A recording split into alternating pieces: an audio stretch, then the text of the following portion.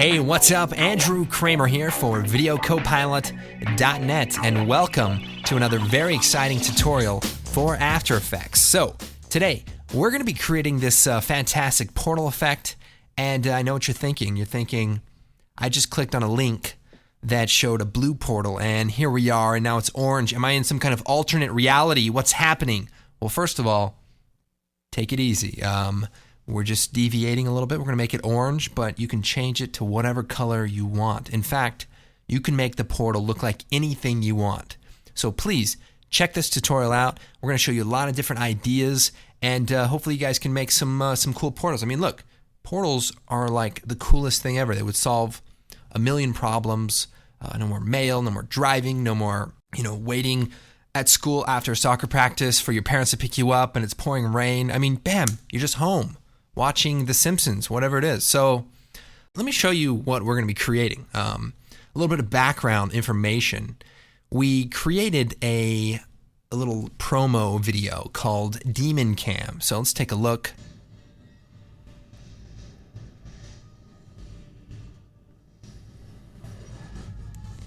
And basically, this portal opens up, and this enchantress comes out, and it's this crazy shenanigans, all for an iPhone app that Video Copilot created that I'm going to plug right now. And basically, it's an iPhone app that allows you to videotape yourself and then create like a demon face warp. So, bam, it's got sound effects, and it does like motion tracking inside your iPhone. Or hopefully we'll be able to port it to Android in the future. So if you want to check out the film, go to demoncam.com. You can watch the film. You can check out the app. You can buy the app on the App Store. And of course, check out the inside look or the behind the scenes video. We posted it on the site, but it's got a lot of great information. We take you behind the scenes and show you all the different things that went into creating this little film. And, there's just a lot of different visual effects shots and things that hopefully we're going to be going over in tutorial style over the next few weeks. Let's jump back over into After Effects, and let me show you this other example. We're going to go a little bit more advanced at the end of the tutorial and take a look at this this example. So let's take a look at like a little slower here. Here we go. You ready? Here we go.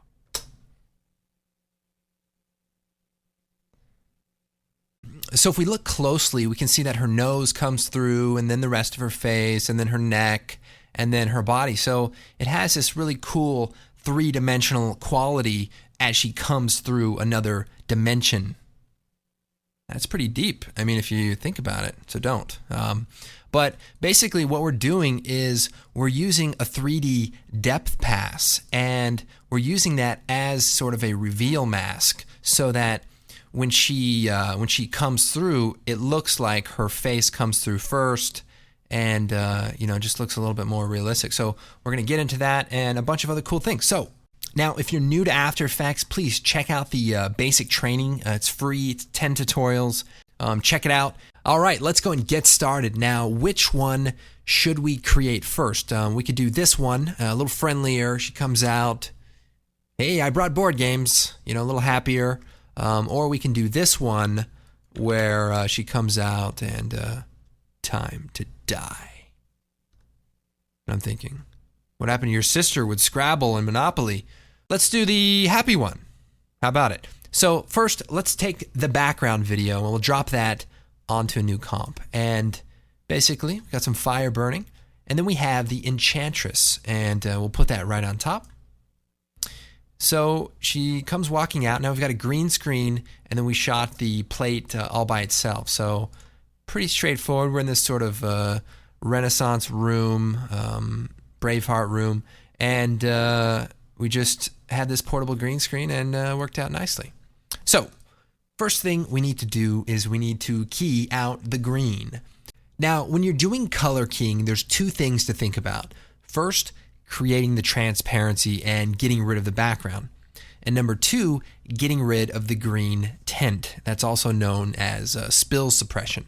So we're going to take a new approach to color keying, and one that I've been using for a while and that usually solves a lot of my problems. So the first thing, I'm going to duplicate my clip. So we'll take the footage, choose Edit, duplicate. Then I'll choose layer, pre-compose, and that's going to put it in a new comp, and we'll just click leave all attributes and hit OK. All right, so what I'm going to do is I'm going to choose effect, keying, key light. Now we're going to apply it directly to the pre-comp. Now what I want to do is take the screen color and click on this sort of broad green color. Now I'm going to solo the clip, or I'll just hide our second copy, and right away we can see that the green is being pulled out, and it's looking pretty good. Key light actually does a really nice job. However, with some types of footage, usually lower quality footage or footage that's not uncompressed from like a DSLR or things like that, we have a lot of compression artifacts. So using key light alone doesn't always work. So here's the recipe for keying that I like to use. First, I set the view to intermediate result. So what that does is it gets rid of the automatic spill suppression. And here we can actually see that the green tint is still on the clip. Now I'm going to set my screen gain to about 105. I'm also going to solo the clip, and we can see that we have a little bit of haze in here from the green, and we want to try to get rid of that. So there's a couple of different ways to do this. First, we can go into the screen matte, and we can turn up the clip black, and we can bring down the clip white. And what this basically does is crunches the alpha. So let me look at the screen matte. So this is like the alpha channel in sort of a visual mode.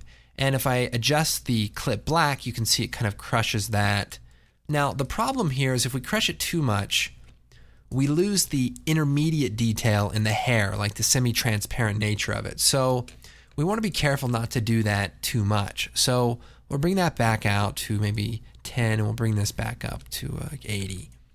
So let's see if we can find a slightly different solution. So I'll set this back to the intermediate result, and I'm going to double click on our Enchantress, which is going to open up our pre-comp. So here's our footage. Now what I'm going to do is create an adjustment layer. And what I want to do is right here we have this really nice even green color, but right here it's a little dark. So what if we color corrected it in this area to make it a little brighter? Well, I'm going to do that. So I'm going to take the pen tool, and we're just going to select this area here. And we'll choose color correction curves, and we'll just brighten it up a bit. And then we'll hit F, and we'll feather the mask so that it blends nice. And especially in these shadow areas, we want to bring that up a bit so that we don't have any contrast shadows. Now it's still a little dark here, so I'll duplicate the layer, and I'm going to bring this mask down to just the smaller area here. And maybe brighten that up just a little bit. So if we look at the difference here, we've brightened it up quite a bit, and we just want it to look a little bit more even. So that's not too bad. So let's go back into our background layer, and let's see if it's made much of a difference. So here is the screen matte with our color correction on, and I'll go ahead and take a screenshot, and then we'll come in here and we'll shut the color correction off. And now we can compare the two. So what's nice about this is if we look at the hair, we have this semi-transparent area, and we're going to work on this a little bit, but it's still there even when we get rid of all of these weird shadows down below. So it's kind of a nice little trick. So we'll set that back to the intermediate result. Check this out. Obviously, I've color corrected the green screen, but I've also color corrected her arm, and it looks a little unnatural. So how do we handle that situation where I've changed our actual source clip? Well, if you remember earlier, we talked about creating the transparency and then worrying about getting rid of the green tint. Well, what I'm actually going to do is I'm going to turn on our original clip. the first one that we didn't pre-compose, and I'm going to set the track matte to the alpha of the layer above it. Now the alpha is the layer that we just created with the key light. So what's happening is now I'm using the original clip's color information instead of the clip that actually has the color correction on it. So you can see the difference there. The original is a little bit darker and looks a little bit more natural. Let's refine that key a little bit. So the way it's going to work is instead of adjusting our clip, we're going to go up here to the alpha with the key light and make a few adjustments. So a couple of areas I'm concerned about: her cheek and her hair. So first, we'll set the screen pre-blur, which sort of blurs the image before the key. So we'll click on that, and that makes it a little bit nicer. And we also want to play with the screen balance. And the screen balance is an interesting kind of recipe. And if we look closely here as we move it around, it sort of adjusts the midpoint balance between what's transparent and what's not, based on its its color and some other kind of other things that are happening. So we want to tweak some of these settings till we get most of the semi-transparent area gone. So now the other thing I can do is I can play around with the shrinking of the edge. So I can bring it in, bring it out. So kind of a all-in-one kind of deal. So we'll set the shrink to maybe negative 1.5. That way we have a nice edge, but we're not losing too much there. So this is looking pretty good. Now we need to handle the spill suppression so that her hair doesn't look like it's glowing green. I mean, it looks good, but it's just not the ideal situation. All right, so we want to suppress the green as well as the halo around the edge of her hair. So I'm going to take our clip here and we'll set the track matte to no track matte so we can see the original clip. And then I'm going to choose Effect, Color Correction, Hue, and Saturation. And this effect allows us to adjust specific hues and specific colors. So we're going to switch this over to the green channel. And then we have some different controls here. So first, we have the saturation of the green. So let's just bring that all the way down. Now, it didn't quite make a difference because usually the green color is actually in the yellow area of the spectrum. So let's bring the fall off control over just a bit and bring our green selector over as well. So let's look closely here. What we want to do is try to isolate as much of the green as possible without affecting any of the other colors in the shot. So let's wrap this other fall off around to the other side just to make sure we get all of the light fall off color. And as we adjust this, we look closely here and we can see when it starts fading into the red. So we just want to carefully tweak it, and also we want to be sensitive of the colors around the face, etc.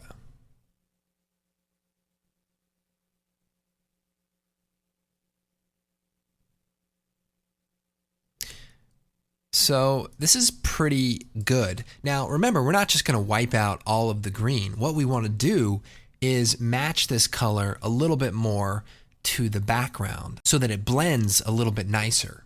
By desaturating the image, it helps me see where the colors start and where the colors end. So now that we have that set, let me set the track matte back to alpha matte for the clip above.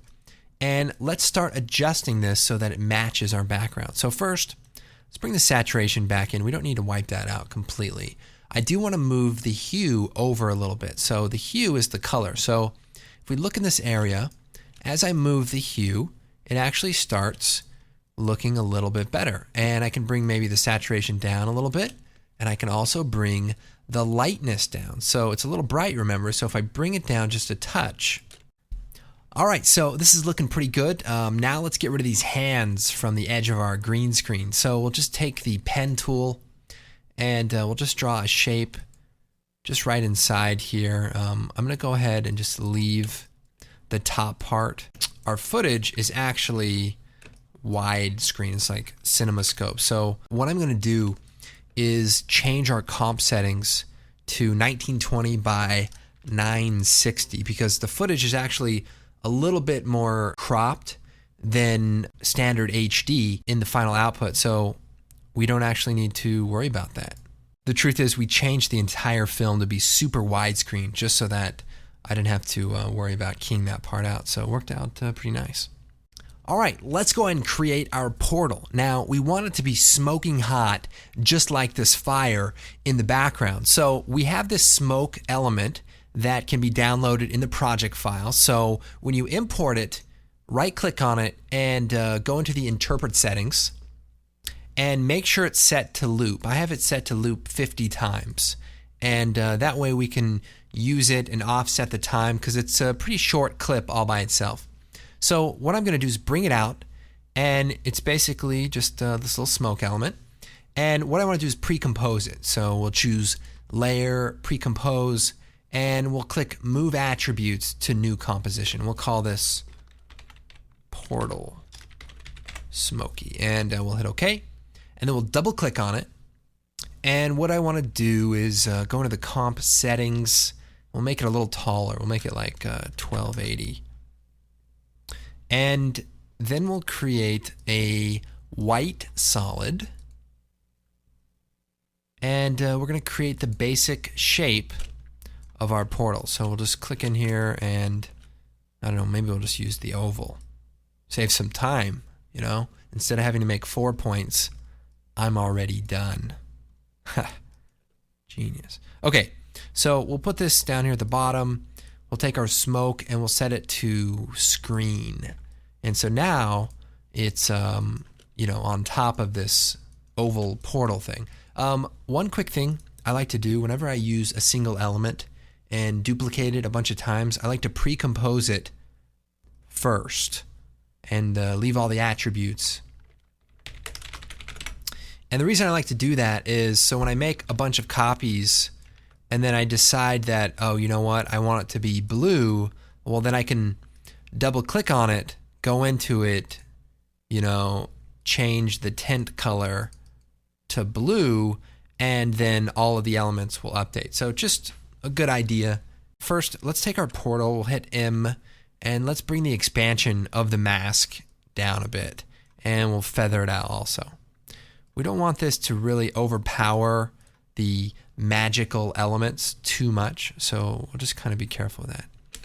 Now, there's a couple of different ways we can do this. Now, in the actual version, I used particular to emit a bunch of different instances of this element. But because it's a free tutorial, we want to make sure as many people as possible can follow along. So what we have to basically do is duplicate the clip a bunch of times and move it around. So one little expression we're going to use, I'm going to hit R, bring up the rotation. I'm going to Alt click on it, and I'm going to type wiggle parentheses 0, comma 360 and another parenthesis. And what that's going to do is randomly rotate the element. So when I duplicate it, the clips won't look identical because one is rotated slightly in a different direction. So with that in mind, we're just going to go through, we're going to duplicate this a bunch of times. You want to change the scale. You just want to, throw this thing around. And we can actually do some more expressions on the scale and really get this thing dialed in. But okay, so let's make sure our original clip isn't influencing this too much, and it seems to be good. And one quick little thing. So we have about 24, better duplicate one, perfect. We have about 25 elements, and they're all running at the exact same time. So if you hit the utility key, you can expand the window and just go through and just offset the time of some of these. And again, we can make an expression that would offset it, but we made the clip really long, so we're just going to, adjust a few of these so that it looks like they're a little bit more random. So we'll go back to our background. We have our portal here. We'll set the transfer mode to screen. There we go. And we want to put this behind her, and we'll move it over to the side a little bit. And it's pretty much it. Let's go into the smoke element, and I actually do want to tint it. So let's make it blue. Maybe not as obviously blue. Also, here's a cool thing. Lock the color here. Go back into the comp. And then we can adjust it. And it updates. Now, we did talk about not doing a blue portal. That's right. We're going to do more of a warm, menacing portal. So let's do that instead. So this is looking pretty good. I think doing this portal so many times, I've actually gone back in time and improved on my methods. Now, in the original clip, we have a bunch of particles flying out of this portal, and I have no idea why. It's just the air compression from the intermediate room. It's like when you go into a chemical lab and they have to clean you off before you can go in or go out. It's very similar to that.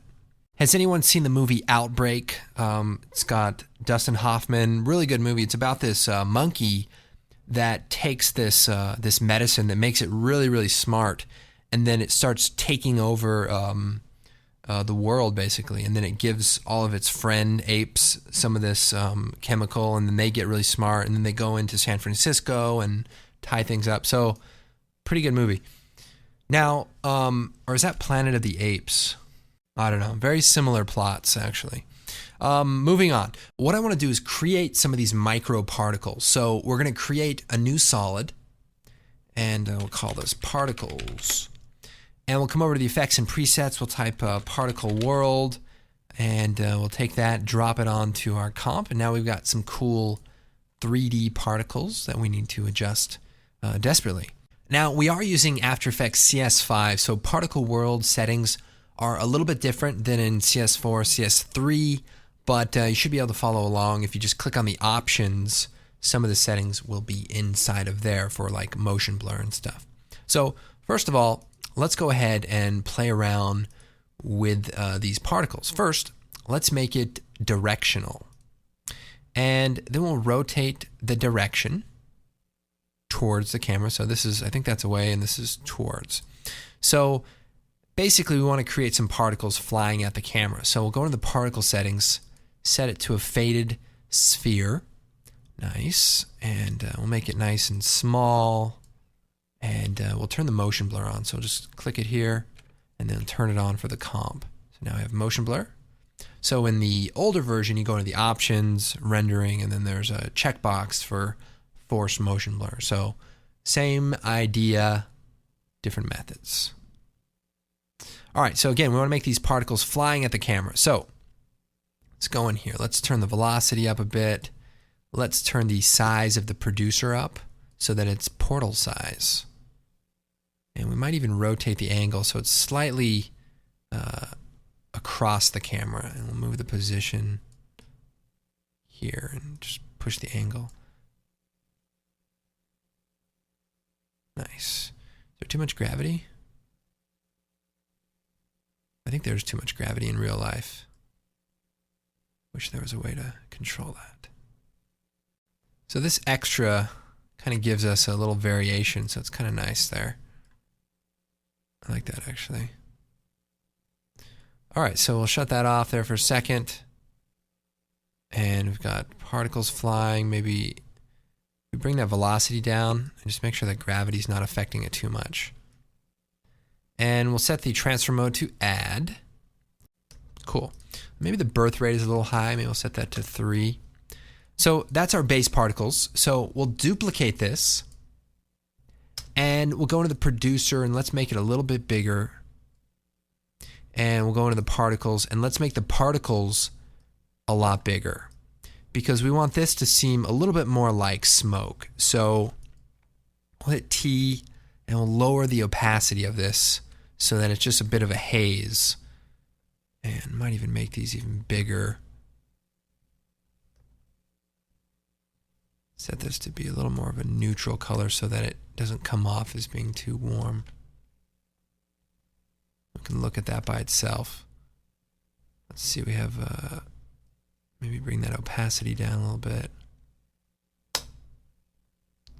So that looks pretty good. All right, nice. So this is created our particles, and now we want to create a more intense, like a glow. So let's create a new adjustment layer. I'll choose Effect, Stylize, Glow, which is somewhere there. And nice. So we'll turn up the glow threshold so that we only glow on our bright fire. And then we'll turn this up a bit and turn the intensity down just a touch. Now, one of the things I want to do here is create a mask on our adjustment layer so that we're not glowing the side of her face and some of these other things. So we'll just come in here about here. And let's shut the particles off for just a second. Let's move this glow, hit return. Let's move it right below the particles. And then let's feather the glow ratio. So we'll just set that to about 250. So that way our mask is a little bit faded. And let's see here. Now we can use the original color or we can change it to the AB color. And this way it gives us a little bit more control over the color of the glow.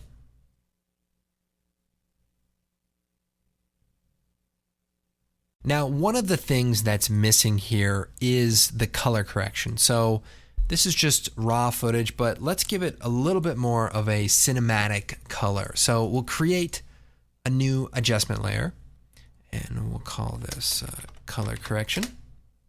And I'll just show you a couple of quick ways I like to color correct. So we'll take the tint effect, drop that on there, and we'll take the curves effect and we'll drop that on there. So first with the tint, let's bring that down, 20-30%. And then with the curves, we can add some of the contrast back in. So we don't want to crush it, really bad. We just want to bring some of that rich contrast of the image. That's nice. And the other thing we want to do is maybe get rid of the overly warm tone. So we can go into the red channel and let's just bring that down just a little bit. We don't want to be too much because it'll start making the image look a little muddy, but we'll bring that down a touch. Go to the blue channel and we'll bring that maybe up just a little bit. And then I might just bring another curve adjustment out. And here we can just maybe play around with the color just a touch. So one thing I'll do is bring the red shadow down a little bit in concert with the blue channel. So I want to add a little bit of cool blue into the shadows. So we'll just crank it up just a little bit here. And then in the red channel, we'll just try to be careful not to lose all of that color. Okay, so it's looking pretty good. Now, the next thing I want to do is make the portal shut off or close. And so we can just go ahead, let's see, she comes out, and maybe right here we can just have it close. Doesn't really matter when. I mean, it's not even real, so you can just decide whenever you want it to close. We'll hit S on the portal, brings up the scale. And let me see here. I actually want to make sure that the center of the portal is down here, so it kind of closes in on itself. So use that pan behind tool to move the pivot point. So we'll move forward a few frames and we'll scale it down. So there it goes. Turn the motion blur on, F4. Maybe set the ease, do animation, keyframe assistant, and do easy ease, and closes kind of nice. In the original example, we had a cool distortion effect happen in the background. So what I'll do is I'll create a new adjustment layer, and we'll choose Distort Bulge, and we'll just, let's see, click on this, let's enlarge the bulge area and kind of place it where our portal was. And we'll put this layer just above the background below the portal. And what we'll do is we'll animate the height of the portal. So let's do something like, we'll set it to 0, and we'll solo those 2 layers really quick.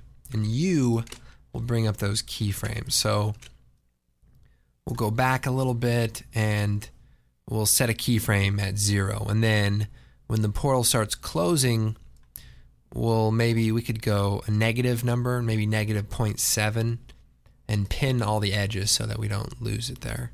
And it goes in, and then we'll set it back to 0 and it goes back up. So whoosh. Maybe control click on that middle point. That's nice and gradual. F9 will also set an easy ease curve like that keyframe there. So, okay, cool. So we'll turn this all back on. Let's just check out the timing here. Now our background gets a little dark. Maybe we could just do an adjustment layer on the background over just this side area. So we'll feather it like 150. By the way, hit F. Bring up those feather settings. We'll just add a quick curve adjustment. I know I'm going a little faster. I'm just trying to show you just some quick little tweaks. So portal closes down. It brings with it this distortion mesh, and then it goes back. So we might taper this a little bit and then enlarge it.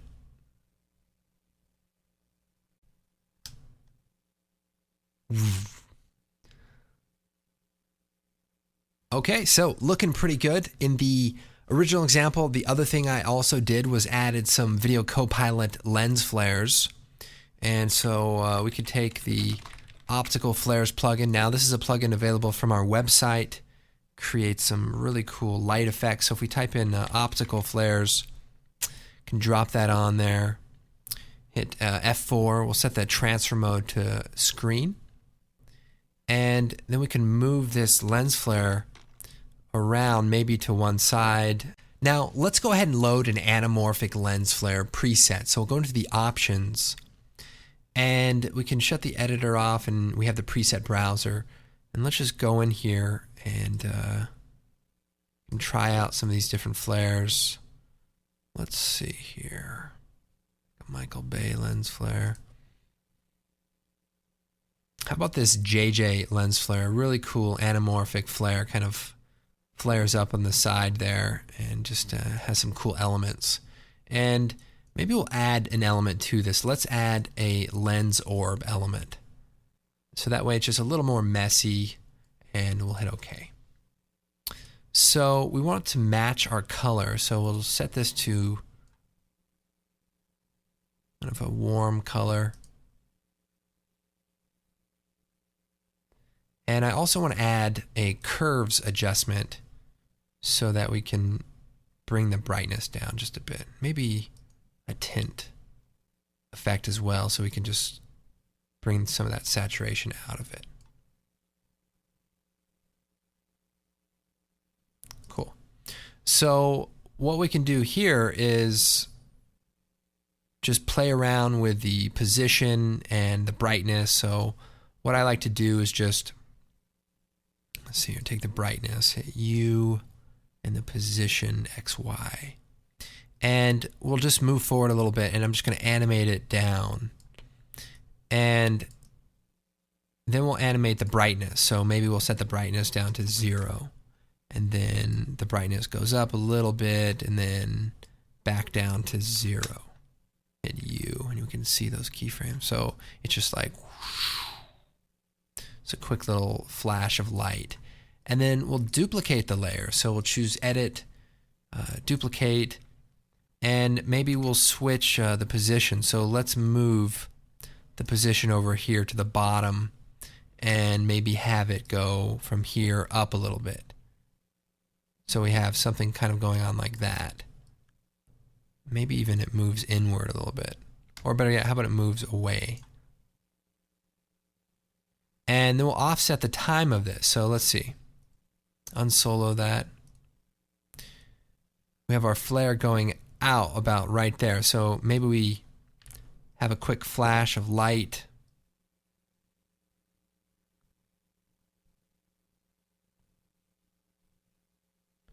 you know. And another thing too about these optical flares is we don't always have to use them so brightly. So we can really bring the brightness down and just try to make them a little more subtle, or even add, you know, like a box blur on top of it so that it's a little bit more subtle in the shot and looks like you know, maybe even like an accident. So you want to play around with the flares and kind of pop them in and out and make it look a little bit more you know, chaotic for this particular shot. If you look at the example here, you can kind of see,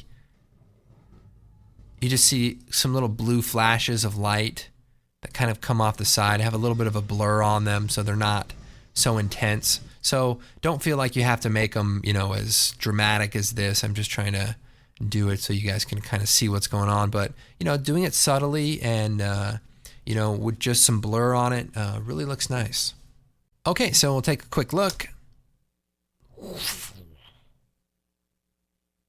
All right, now before we finish, I want to show you another advanced technique that you can use to reveal someone either coming out of a portal or a force field or coming through a wall that really works well. And you can kind of see the benefits here. You can really see that she's coming through and it just has the depth of a real person rather than just kind of fading in. Let me show you how I set this up. So inside of 3D Max, we have this sort of generic looking female model. And I've added just a few little things to match, you know, her outfit. And we have just a single plane that represents her hair. And the basic idea is to take your model and just try to line it up with your image. So you rotate it. You know, I do a quick little edit poly, and I take some of the vertexes and make sure I have like a soft selection on.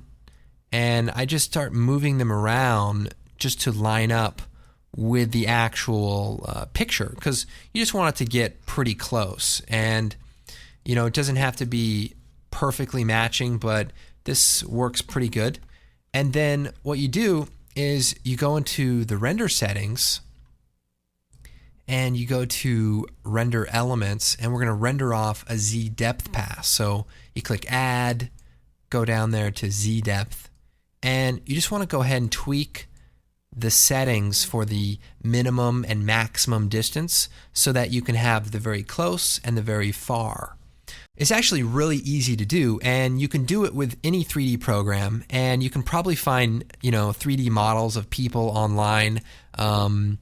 I know that most people that start out 3D modeling, the first thing they do is they model a woman. And I don't know why, I don't know how that started, but I assume it's from watching too much weird science, and they thought they could manufacture in the 3D printing.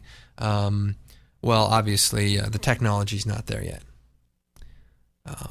and I've looked into it, so I can assure you it's not quite there, but it's getting there. So what I've done is I rendered it out, and I have a Z depth pass that looks like this, and we also have our diffuse pass that has our alpha channel. So here's what I'm going to do. I'm going to go ahead and just kind of start over really quick. I'm going to take the background footage, drop it into a new comp.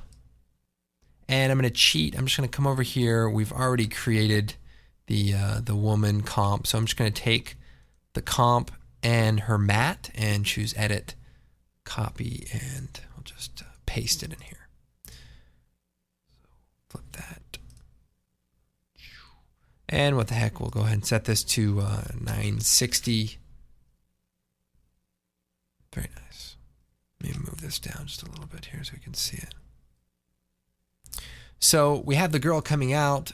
It's looking pretty good. One of the things we need to do is motion track our Z depth pass onto our actor here. So what I'll do is I'll bring out the two passes. And we have, let's forget about the Z depth. Let's take a look at the fall off pass for just a second.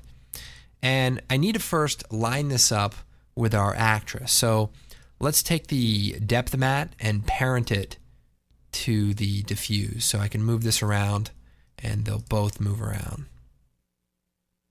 So I'm going to go ahead, scale this up, maybe lower the opacity here, and we just want to line it up.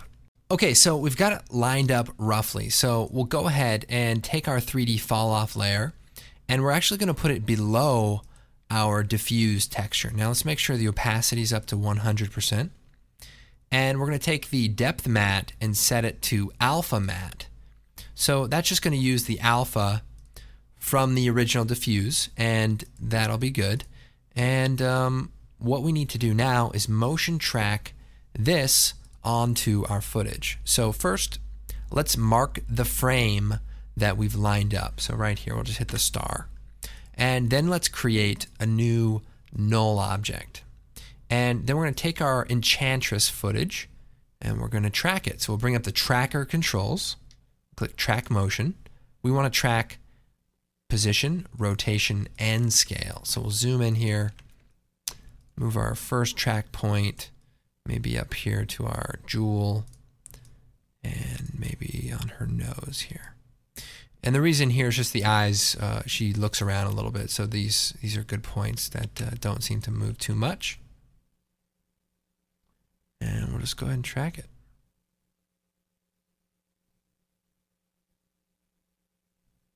Okay, and we'll go track forward a little bit. Okay, so that's enough for now, and we'll click Edit Target, make sure our null is selected, and we'll click Apply. Right, okay. So now we have our null object with our tracking data. So we'll go back to the frame that should be aligned by our marker here. And by the way, star will create a marker. And we'll take these two layers and we'll parent them to that null. So now, in theory, if we move this around, our sort of 3D character is kind of sticking to our actor. Now, that's good because we want to use it as a reference. Okay, so let's go ahead and simplify our project. So we'll take the depth layer with the 3D renders and our null object, and we'll pre-compose them. And this will be our depth layer, and we'll hit OK. And then we'll take our Enchantress footage and the track matte with the key light, and we'll pre-compose that. And we'll just call this Enchantress. And that's good. So this is the basic setup. Now let's just add our smoke portal that we created earlier. I'll just use the one I created earlier. And let's set it to channel invert. And let's maybe tint it and maybe add a curves adjustment. So we'll set the transfer mode to multiply. Unsolo it. Or actually, let's solo it with the background while we create it. So we'll scale it up. You know, maybe darken it just a little bit. Maybe duplicate a copy of it. Edit, duplicate, and offset the time of it. And we'll scale it up a little bit and lower the opacity. This just makes it look a little bit more menacing. And maybe a quick tint. Maybe make it blue or something. And we have to have some color correction. So let's go back. Let's take our color correction here and paste it into this comp too. So it's a little dark. Let's go to the RGB channel and just brighten it up just a little bit here. And maybe our background layer should just be brighter so that we can see the smoke more.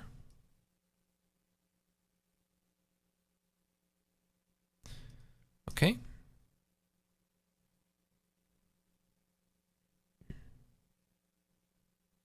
Perfect. So now we have our Enchantress and we have our depth layer. All right, now our goal is to make it so that our Enchantress is revealed based on the depth of our Z pass.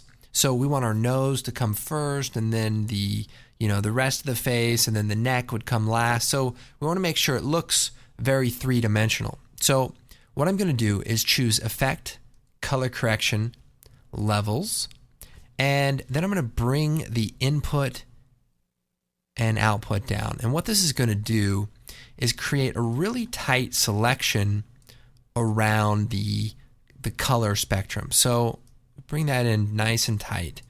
And then if I choose Effect, Color Correction, Exposure, we'll put this on top here. Then as I adjust the exposure, we're sort of adjusting the Z depth.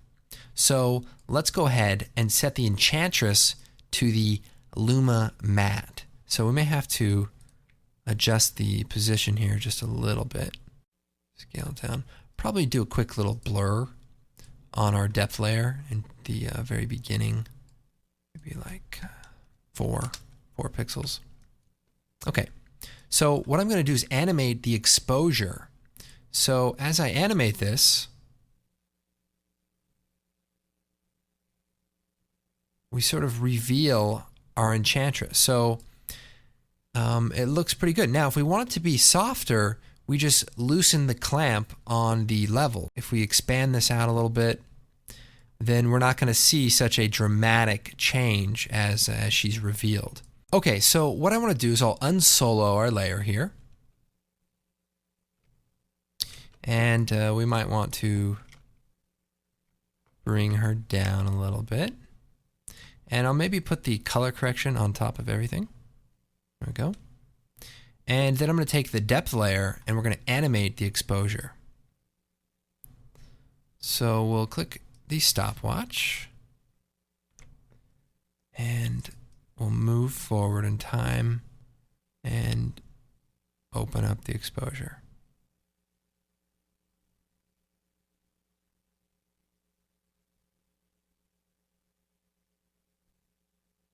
Now, there's a few things that we may have to clean up and, make some adjustments or whatever. But it's a good start to creating, some good looking depth as she comes out of this, dark little portal. So let's take a quick look here.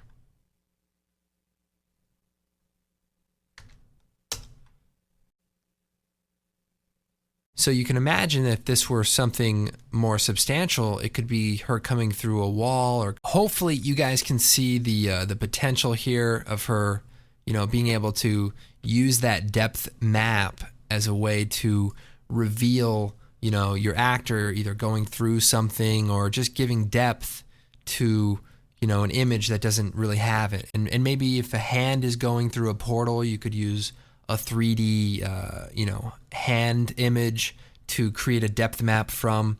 But, having that volume map really makes a big difference.